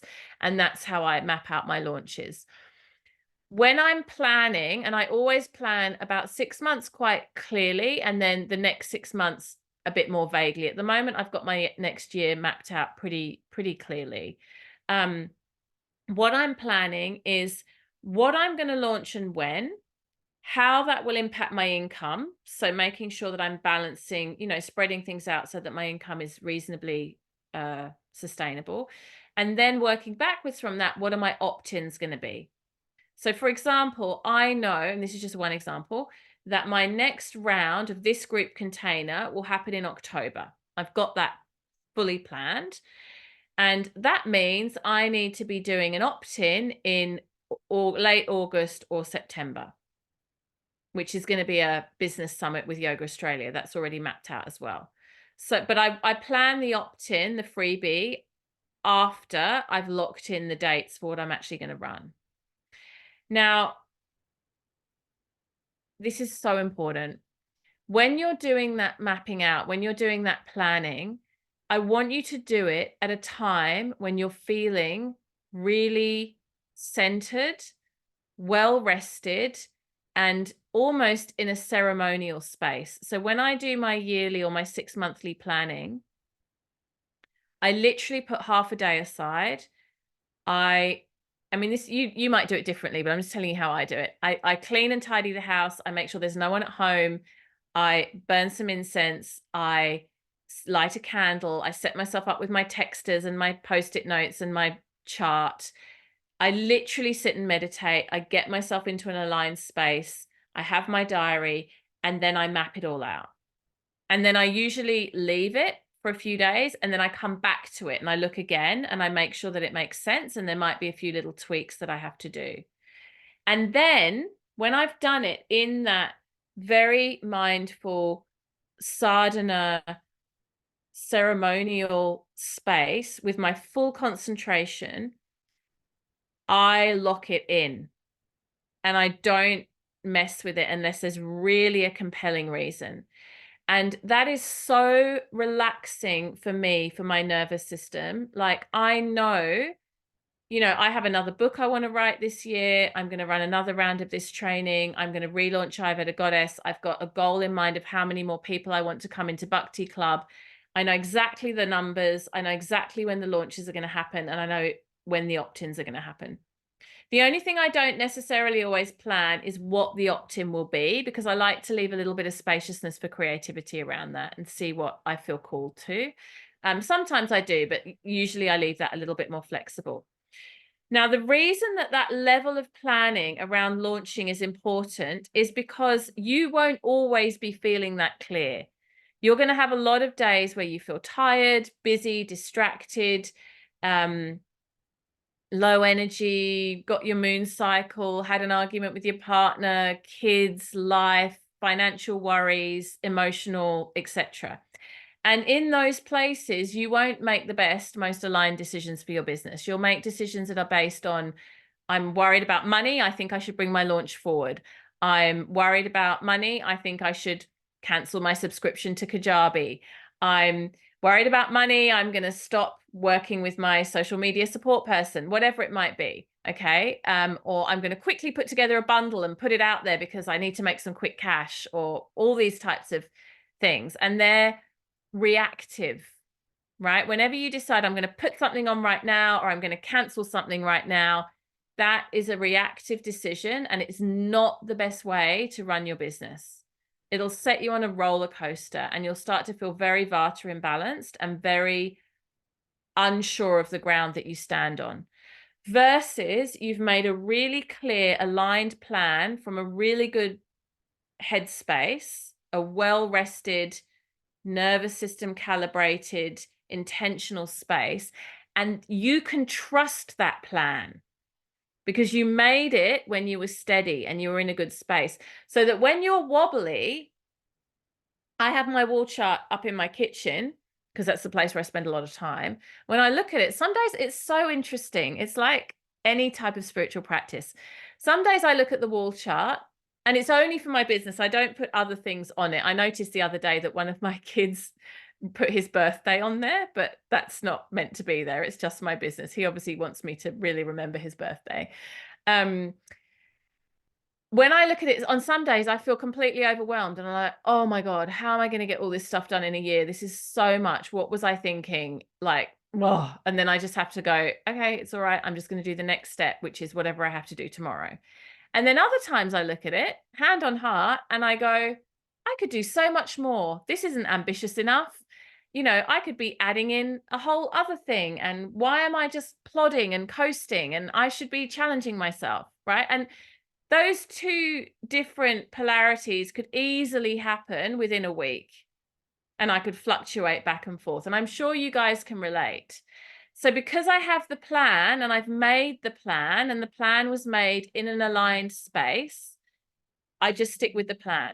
And I talk myself off the ledge either way. And I go, no, don't take on more.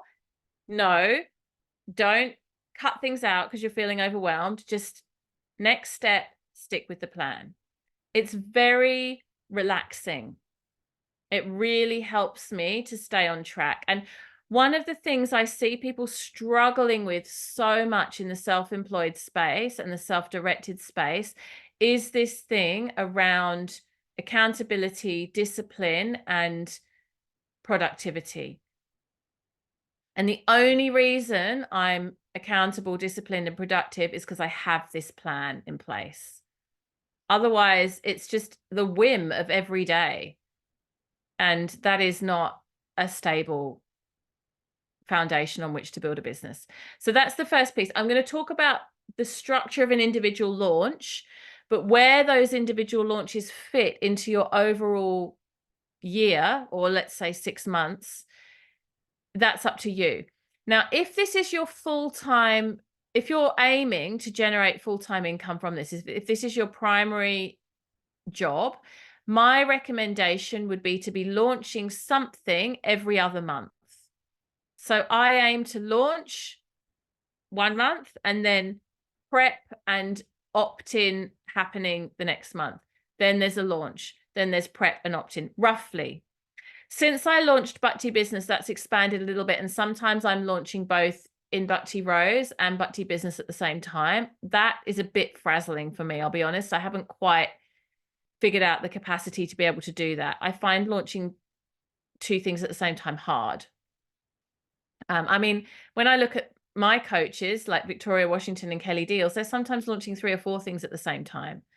It's a bit like, you know, if you've only got 1 kid, it's hard to imagine having 5. And I'm like, oh yeah, I've got 5, it's fine. You get used to it. It's whatever your nervous system and your capacity expands to, but I'm definitely still only at 1 like stretching into 2, but finding that quite challenging. You also don't want to leave it too long between launches because you won't make enough money to support yourself. If it's a side hustle, if it's additional to another income, then you might be looking at launching less regularly, maybe every 2 months, every 3 months. So you've got to align it with other things in your life. But again, having a plan will mean that you don't. The other thing about not having a plan is you will waste so much energy in remaking decisions. This week you've got this plan and you're going to do it this way, and then you change your mind, you switch it all up and you do something different next week because you're feeling like that next week, and then the week after you feel a bit different, change it all up again. Exhausting, so draining, and such a waste of time. So by having the plan and sticking to the plan, you don't waste time in decision making. It's like, I don't know if you guys have ever heard this, but Barack Obama famously always wore the same suit because, and he had like 4 of the same suit. He said, I just don't want to have decision fatigue on thinking about anything other than things I actually have to make decisions about, including what I'm going to wear. So just minimize the decision, make the decision once and then stick with it. Now, of course, some flexibility, you know, a little bit of wiggle room. But even with that, you can stuff yourself up. Even if you say, well, this is the plan, but I'll just see how I go. I'll go with the flow. I'll make sure, you know, it needs to be aligned in the moment. It's not going to be aligned in the moment. You're either going to not feel like doing it because you're tired, or you're going to have more energy and to take on too much. So my experience of myself is I don't trust myself. I'm either tired and underperforming, or I'm overly energized and taking on too much. I'm very rarely in the sweet spot between the two. So I trust my thoughtful planning self, not myself in the moment. Does that make sense to everyone? Yeah. Okay, good. So that's the bigger picture piece. And then we zoom into launching specifically. So I've broken launching into, let me see, how many phases did I have? 1, 2, 3, 4 phases. Again, just a reminder, I've got really extensive notes for you on this, so don't worry if you don't catch all this right now.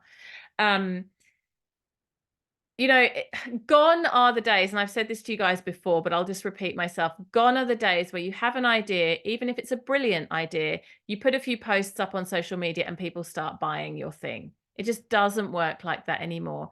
You have to work hard to get the sales. You have to have a strategy, and you have to launch. And I remember when I first started working in the online space, when I transitioned my business from bricks and mortar to online, I didn't even really know what launching was. I was like, what is this launching thing everyone's talking about? I didn't quite get it, but it's basically selling something within a finite window. So it's putting something on sale within a container, within some boundaries of there's a start date, there's an end date, there's a special offer that expires, there's a call to action. It's only available for a certain amount of time. It has a boundary around it. If you put something on sale in an evergreen, ongoing, you can buy it whenever you want way, these days, in my experience online, your sales will be very slow. People always have the feeling of, I'll come and do it later. I'll sign up next month. I'll sign up next week, but they don't, because life is always busy. So what we call a CTA, a call to action, is really important. And a CTA can be really simple. A CTA can just be, it starts on Tuesday. So you have to sign up by then. So before we even get into the CTA, the first phase is what I call pre-launch phase. And this is going to be 6 to 8 weeks before the launch itself. And this is where you are really researching what your audience wants, choosing how you're going to deliver it, and putting together your pricing. Now, this is the part we've already done in this container. We've worked a lot in the last few weeks on clarity around who our market is, clarity around what our offering is, clarity around branding, clarity around how you're going to put the thing out, you know, what platform you're going to use, what tech you're going to use, and clarity around pricing. At this point, I'm hoping you've got all of that in place. That's your pre-launch phase, because without all those ducks in a row, launching is really difficult. Then we get into more direct launch preparation. And this is kind of where we're at now. This is the point that we're heading into now, where we have a sales page, we've created a landing page, or what could be called a sales page, meaning a page that sells the offering, that highlights the benefits where people can actually purchase. In this launch preparation phase, we are also building our email list. Our free opt-in is working for us. We're generating interest through the free opt-in, and we're building a database.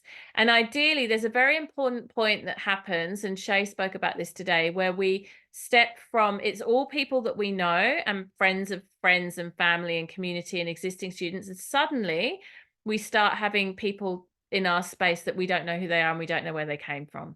And that's a really good sign. That means things are working very well for you when you start to get those completely new people that are not known to you into your world.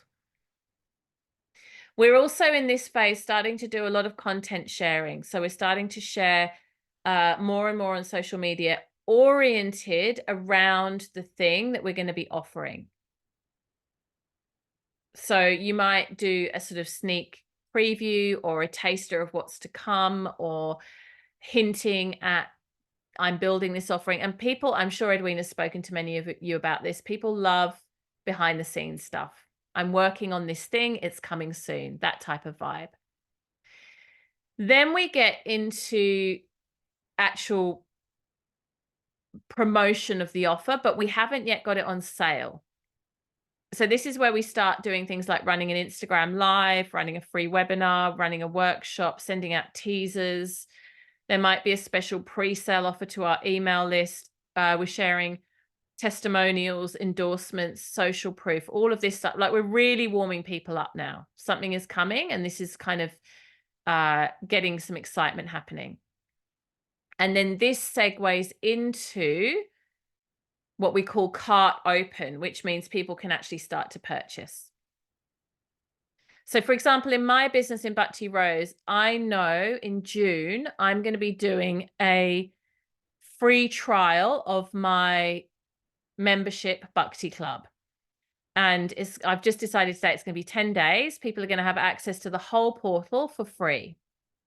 So I haven't even planned out exactly how that's going to work yet. I know I'm going to offer it. I don't know the exact dates. I don't know quite exactly how the tech's going to work. I'm still thinking all of that through.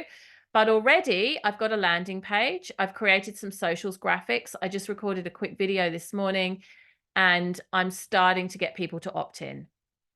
And I'm getting them to opt in on the promise of, you will get a free trial of Bhakti Club. I'm not telling them when, how, all the logistics, because I don't even know yet myself. I haven't planned it yet. I don't know. I know it's in June. I'm telling them that.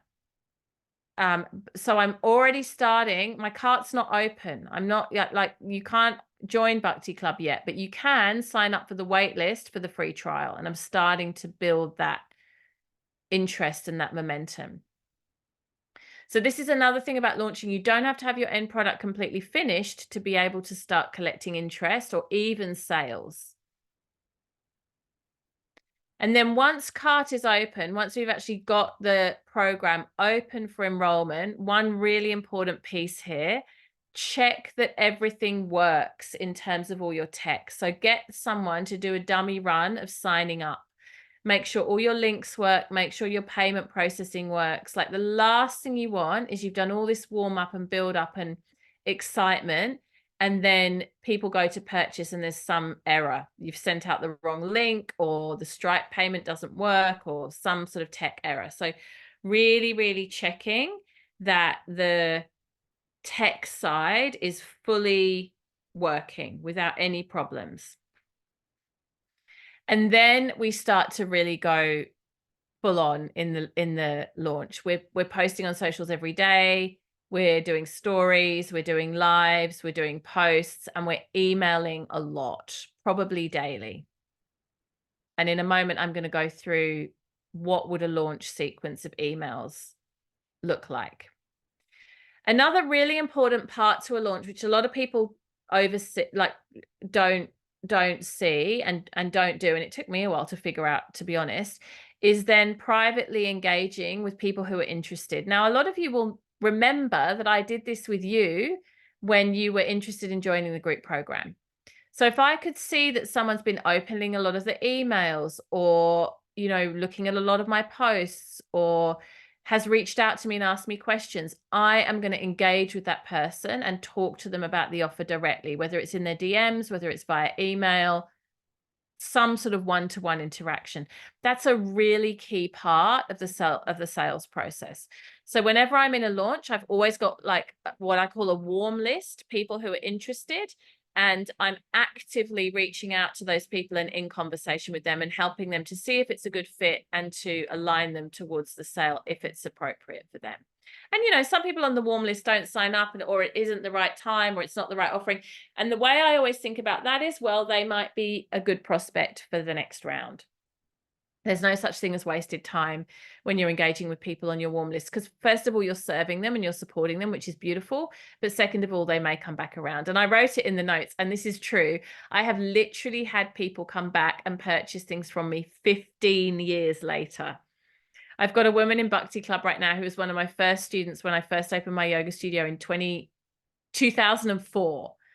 And she joined Bhakti Club recently, and I hadn't heard from her in the interim. She's just been sitting there on my email list, reading my emails for 15 years, liking what I'm doing, occasionally opting into a freebie, and then finally joined Bhakti Club. So that's the long game. Like, you know, you're nurturing your audience can happen over a very long period of time.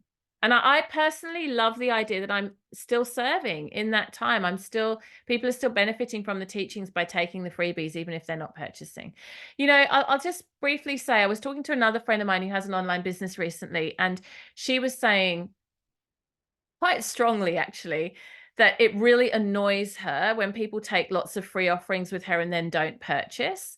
And she'd been looking in the back end of her business and noticing that there were certain people who kept doing all her freebies but not purchasing from her. And she was really kind of upset by that. And she'd even said to me, I'm thinking about blocking them because I just feel like they're taking the piss. They're doing all these things and, you know, they never buy and it's rude. And I thought about it afterwards and what she had said, and it was very jarring for me to hear her speaking like that. Like, I really felt quite, it kind of almost left me with a knot in my stomach. And I realized that, honestly, hand on heart, I feel completely the opposite. I feel so happy when people do my free offerings and when they benefit from them. And I have had times in my life, many times in my life, where I couldn't afford to do expensive trainings. Like, I had to be super frugal about where my professional development money was going. And people's freebies were life-changing for me, and I was so grateful for them. And so I really feel very happy if someone has been in my world for a long time and only ever done freebies with me. I'm so fine with that. I'd never want people to feel like, oh, you know, you're taking the piss, you're taking too much, or you owe me now. It really isn't about that. It's just about sharing the teachings. And then if and when people are in a space where financial investment is appropriate for them, that's beautiful. And if not, I've still been of service to lots of people, and I love that. So yeah, I really want to encourage you to look at people taking your freebies as an honor and a privilege that they're giving their time and energy to your work, and not like you're giving them something and then they therefore owe you in return. I think that's a little bit, it's not a great way to think about it. Okay, let me pause for questions, and then I'll go through what an email sequence would look like for a launch, which again, I've got it mapped out for you in the handout, so you don't need to remember. But any questions or comments or thoughts?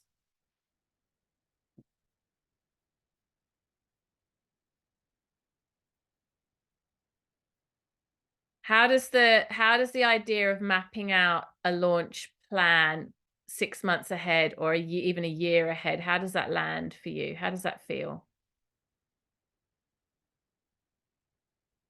Shade. Half. I'd say, you know, when you first think about that, it sounds like it's such a long period of time to put something together, but then also realizing how quickly time actually passes and knowing that you need to be in front of people for a big length of time also before they'll actually commit. Yeah. A year is nothing in business. It's nothing. It goes so fast. And the beautiful thing about mapping out like this is you can really see where you're growing. You can see, okay, I had this many people for the opt-in this time last year, and this year I've got this many. Or you can also see declining, right? Like in my business, thankfully, most things are growing year on year, and I can really measure that because I do these careful launch strategies and I've got comparison. But an example is my summit, Bhakti Women's Summit, which I've run. It did it 4th year this year. The numbers on that have declined in the last 2 years. And there's a few reasons for that. One is I spent less on advertising, but the bigger reason is there's more and more summits online. When I first launched the summit 4 years ago, summit was still a relatively special, unusual thing. Now everyone runs summits. They're very prevalent. And so my numbers have declined. So that's really interesting for me to notice, okay, this is not a growth area in my business. And if I want to keep utilizing a summit as a method, as a free opt-in, which I love it as an opt-in, I might need to be a little more creative around my strategy, or I might need to really think about how I direct traffic towards that. So yeah, having this map of the year gives you the opportunity to have comparison, which is really helpful. What about That's others? what I, no, sorry. That's No, what go I was ahead. thinking, Katie, from what you were saying, how, and Tarzan K also said that these days the online space is so saturated. There's so many people selling something, offering something, giving freebies in all sorts of formats, that actually getting people's attention is something that you should be willing to pay for, rather than being angry at them for not leading to a sale. Like already that attention, like what Shay shared with us earlier, that she has over 20 people signed up and she doesn't even know who they are. That's amazing. That's something that actually we should take as a privilege rather than as a, oh, they are taking something from me for free. Like that's what came alive as you were speaking. Yeah. Yeah, I because there is a couldn't lot agree out more. there. I couldn't agree more. You know, years ago when I first started teaching teacher training, I was in my 20s when I first started training people to be yoga teachers. And I apprenticed for so long with my teachers, like all of my teachers. I put years of teaching for free, assisting for free, teaching classes at crappy times that no one else wanted to teach, you know, like really putting in years of apprenticing. And I watch my son now. My 17-year-old is in his first year apprentice. He's going to be an electrician, and he gets up every morning at 6 o'clock in the morning, and he makes his sandwiches and he goes off to work. And it's a 4-year process for him to become a qualified electrician. You know, he's doing an apprenticeship, and it's hard. It's full on. This is what we do when we're building our database, when we're generating our client base, when we're offering our free opt-in. We're in our apprenticeship. We're in our what we call list building. It's laying the foundation, and it takes time and energy and effort, and it's a process. It doesn't happen overnight, but there is a tipping point where it gets easier. And that's guaranteed if you keep doing the work. The two currencies that people have are their money and their time. And if they're investing their time in you, that's as precious as their money. And it's really our job to then show up and be of service in the best way that we can and do the best job that we can. It's exactly like Radha just said, it's a privilege. It's a privilege. Yeah, I couldn't agree more. Any other thoughts or questions? Lee? No, just waving your hand. Anyone else? Shay? My only reservation at this point to planning a year ahead is that I don't know what my signature offer is yet. But I know once I've done my freebie and sort of the next step up, I'm like, that'll just come. So would you plan just hold a space, launch signature offer, even though you don't know what that is yet? Yeah. 100%. Yeah. Write book, even though I don't have the title yet. Yeah. Run, retreat at blah, blah venue, but I don't yet know what it's going to be about. 100% block in the concept and then the details. And Actually, it's even more powerful than that. When you create the space to write the book, to launch the signature offering, to run the retreat, you're bookmarking it in the universe. You're saying this is going to happen, and then all the ideas, all the energy starts to happen and come around. Yeah, that's just massively landed for me, actually, because it's like you're making the sign and you're like, let's co-create this now. I'm ready to receive what we're going to do. And the details will come at the most bizarre moments. You know, I have these gaps in my schedule where I've got like a gap for an opt-in. Like at the moment, I know in a couple of months I want to do a free opt-in for yoga of birth for my prenatal yoga training. I've got no idea what that opt-in is going to be yet, and I'm percolating it, but I know it'll download at some point. Or it can be even more magical than that. A collaborator comes along and says, do you want to do something together? But because it's there, it's anchored in, yes, it'll, when you're in the shower or you're walking the dog or you're chopping veggies for dinner, it'll come in because you've got that space for it. And are there certain times of year that you won't launch, like, for example, Christmas, because it's really busy? Or alternatively, it's a great idea to launch at that time because it could be someone's gift giving. I don't know. Like, yeah, beautiful question.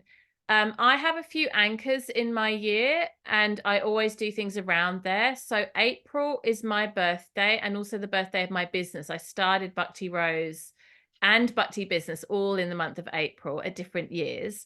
So I always do something around there to celebrate that, like sort of birthday month. Could be a sale, could be a special promotion, something like that.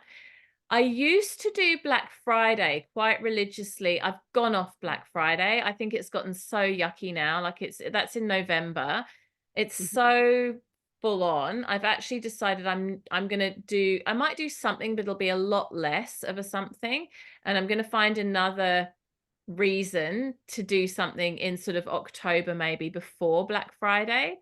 And you know, your reason can be, it's my dog's birthday, it's the change of season, it's, you know, it doesn't have to be anything really that powerful or tangible. But if you have those markers and you do sort of get known for them, I always run my summit in February, which means I always have a special offer for Valentine's Day after the summit. So that always happens. So I've got these anchor points.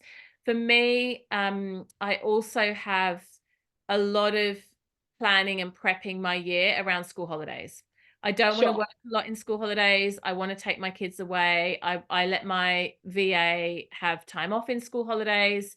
So that's always a go slow for me. And I'll never launch or do something work intensive in school holidays. Yeah. So I can really see the benefit. I do when I put my wall chart out is I block off school holidays. Yeah.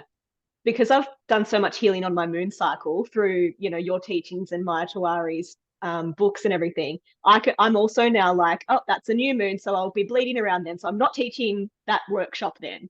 And that's been really massive for me too, energy wise, and what I can deliver. And yeah. Great. So Thank you. blocking those things out first, or at least popping them in there and noting them, and then working around that. And there's a lot of moving pieces, so you know that's why the whiteboard is good.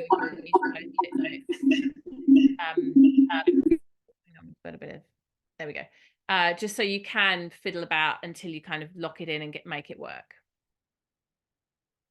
Okay, let's look at a suggested email sequence for a launch. And like your welcome sequence, this is completely flexible, and this is just an idea. You don't have to do it this way. And yeah, like I said, it's just a suggestion. I do want to recommend this book. It's called Building a Story Brand, and it's by Donald Miller. I found this to be a really helpful book when I was writing, when I'm writing emails.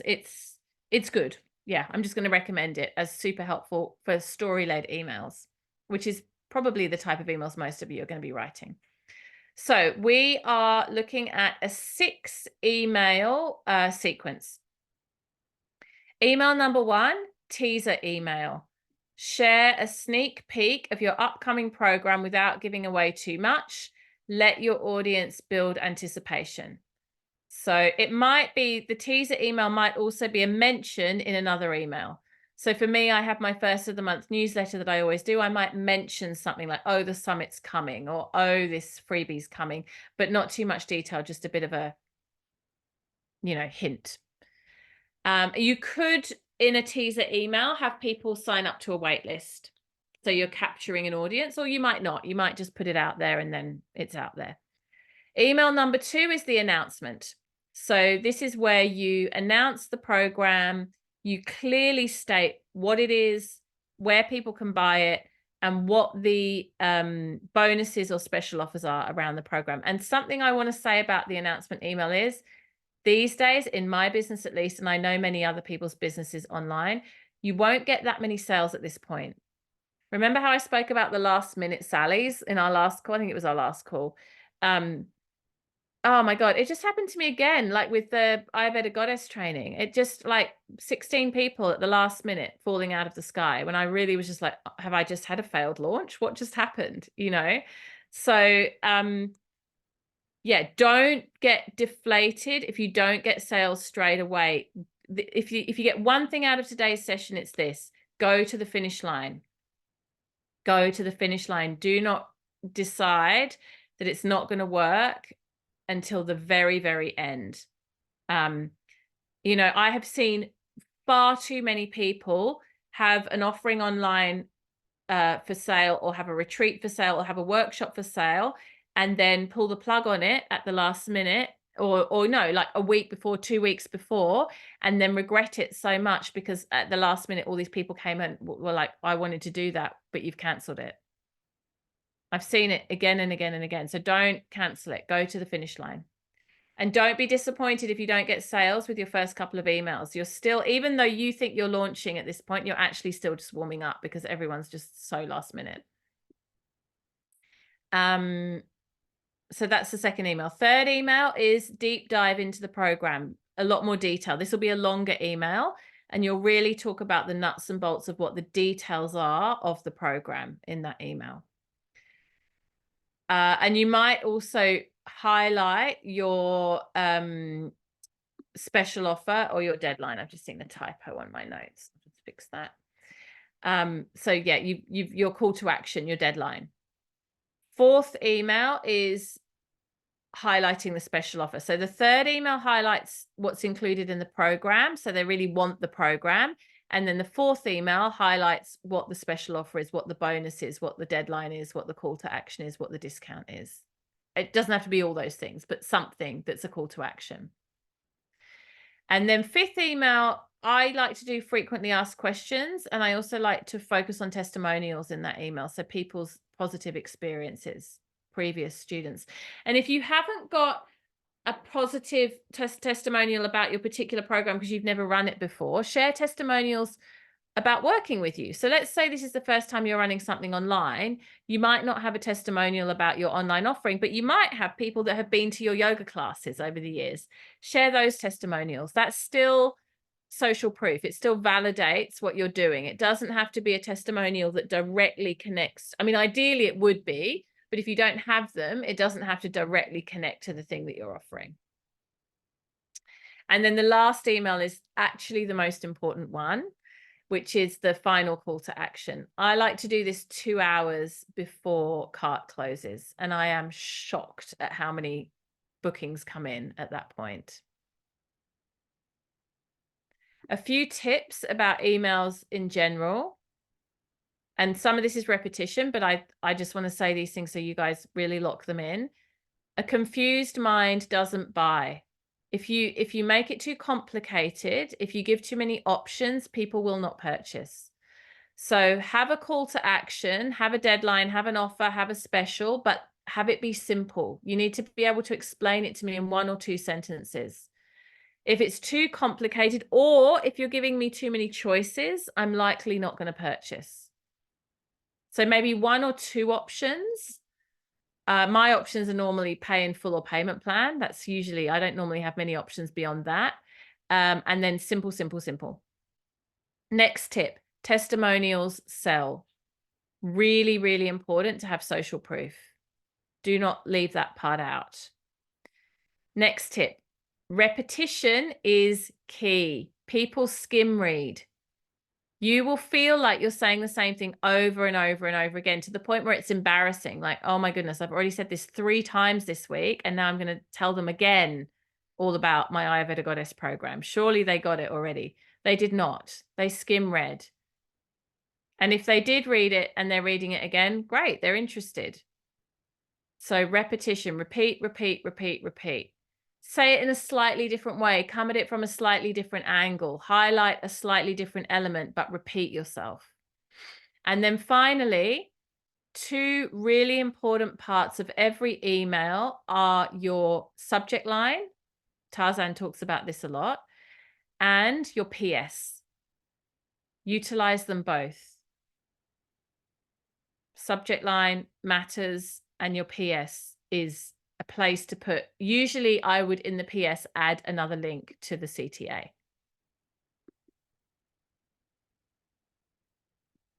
Okay, so that's the overview. You've got extensive notes that with the uploading of this video, you'll be able to download and literally follow with a suggested timeline. But does anyone have any thoughts or questions? Anything you want me to clarify? Just a quick question. Did I miss something? Because I thought you said 6 emails and I have 5 written down up to the frequently asked questions. Yeah, the frequently asked questions, and then number 6 is your last minute call to action, 2 hours before cart closes. Okay. Doesn't have to be 2 hours before cart closes, but I strongly recommend it because I'm always surprised by how many sales come through at that point. Sorry, I'm just in transit, so I can't see if anyone else has got their hand up or anything, but just a quick one. Is this for the signature offer, or would you do this for like a low cost offer, or like what is this the big kind of thing? Yeah, so this is what I've just gone through now is like a bells and whistles launch. It's like a big launch. Now, what you apply that to is up to you. You might want to do quite a full-on invested launch on a low-cost offer.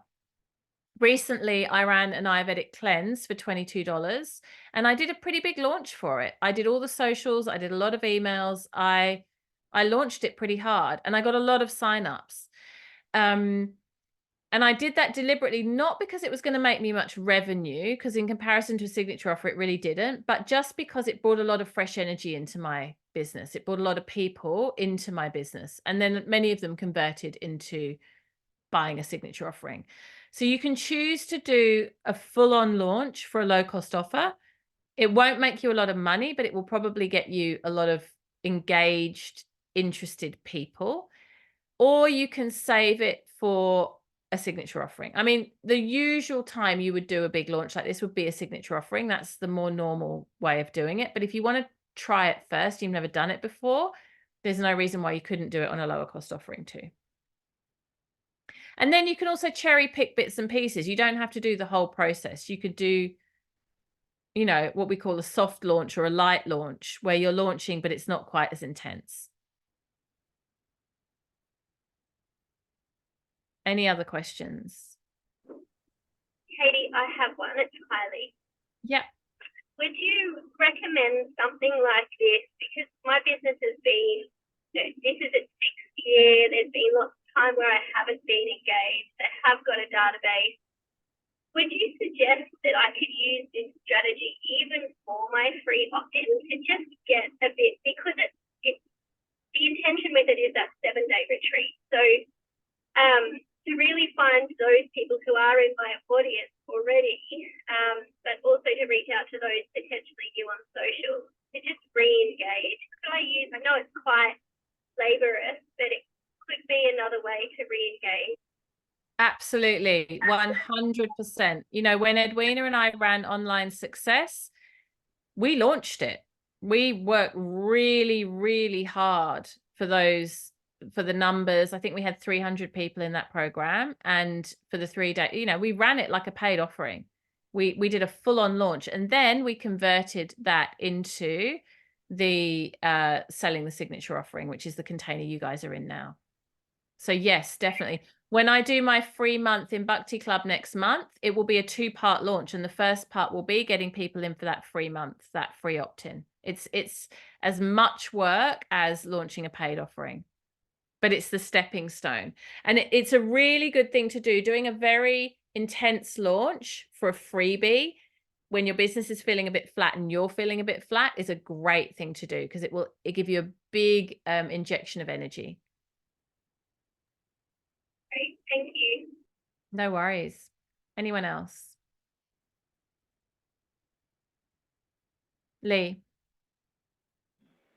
Just with the process, so would you have, so prior to, obviously during your pre-launch there, would you be just planning out all of these things so that they were ready to go? Because I think that's where I stumble. Like, I'll have an idea, I'll put it out there, and then I've got nothing in place. So sort of timeline wise, how long would this take to you to sort of set up? It's a great question. All the work happens before you're actually launching. You got to get all your ducks in a row. So right now we're on the 15th of May. My freebie, trial Bhakti Club for a month will probably run mid-June. So it's a month away. But I'm intensively working on prepping it now. I'm creating all the socials. I'm writing all the content. I'm writing the emails. Like, now is the intensive work time. This is such a good question. What you don't want to do is be scrambling to create the emails and the social content while you're launching, because then you will burn out. When you're actually launching, you want to have everything set up, the emails ready to go, the socials ready to go, and then you can just be there holding space and responding to people's inquiries rather than also creating content.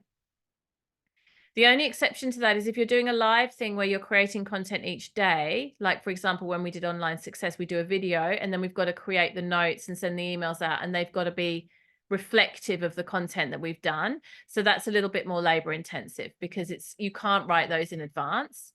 You can write the sales emails afterwards, but you can't write the emails about, this is what we covered today, because you haven't done it yet. Zoom now has a functionality where it takes notes and transcribes, which is really helpful for those types of things, though. I'm starting to use that. It's a bit clunky and AI-ish, but it does help.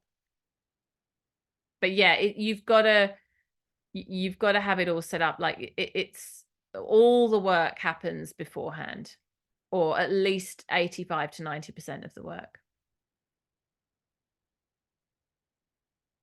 Any other questions? All right, beautiful. Shay. Sorry, the kettle's boiling. I hope it's not too loud. Competitions for like people to share on their stories and that they're signing up and that sort of stuff. Would you just riff a little bit on those? Yes. So if it's a free opt-in, you really want people to be sharing it, because that's what's going to bring more people to you. So you can do some sort of incentive, like a giveaway or a little bonus. If you post on socials, you go in the draw to win a book, a packet of incense, or whatever. People love those types of things. And then they tag you and you can reshare, and it creates a lot of buzz. That's a really great thing to do. You can also do welcome posts when people are signing up. That's another way to create lovely buzz. Like, so as people are joining, welcome Sally, welcome Jane, welcome, Susan, and create a little post and tag them, and they will often then reshare, and that creates a buzz. The only thing about the welcome post is sometimes if your signups are slow, that can be a bit counterproductive, because if there aren't that many, then it can kind of feel a bit like you're dragging, it's a bit hard work. Yeah, so yeah, it's optional whether you do that or not, but it does create a lovely momentum. Anything where you can get people resharing and incentivizing them to do so. Another thing you can do is you can say to people, if you share, I'll give you this free something small, like a free PDF or a free audio or something like that. I did a course recently with a woman called Rebecca Ives, who I really like. She's called the Content Queen on Instagram, and her stuff is brilliant, but unfortunately I've had to stop following her because she's Jewish, and she said some really awful things about Palestine recently. So I've just unfollowed her, but I'm a bit heartbroken because I actually really loved her content, but I just can't be in her space now. Anyway, that's that. But I did a course with her a while ago, which was really good. And she was all about people engaging with the online course content, because you know how a lot of people buy online courses and then never do them.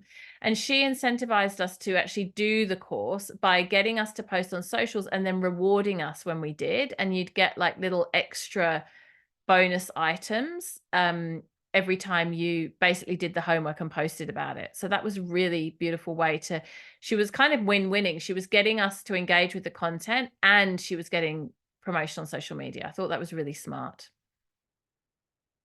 And she is good, but I'm hesitant to recommend her because I don't like her politics. Any other last questions or comments? Might be an opportunity to change her politics. Oh man, you should see the comments. I was like ready to, because she's got hundreds of thousands of followers. She's really big. And I was so ready to jump in, and I just looked at the comments and it was just so intense. I was like, okay, I'm just unfollowing and disappearing, because this is just like it was full on. She's not, I shouldn't even say she's Jewish. She's actually a Zionist. Like, she's an outspoken Zionist. So that's like very much the opposite of how I feel about the whole situation. And usually I can see past those things. There's lots of people who I follow and like and enjoy their teachings and don't agree with their politics, but this was just too much for me. I was like, no, we can't be in the same room. There are deal breakers, that's one. Yeah, that's right. That's right. Anyone else? Okay, beautiful. All right. Well, next week is Q&A. So my idea for this week is I'm not giving you specific homework. I know some of you are still catching up from last week, but really what I want you to do is start thinking about launching, mapping your launches out, mapping out your launching schedule, mapping out your individual launches. And I want you to come next week with all your questions, having done some planning, having a bit of a game plan in mind. Yeah, I want you to be ready to sort of share that with us, ask questions about it, and get some clarification around it, so that by the end of next week, you are moving forward really clear in what you want to do.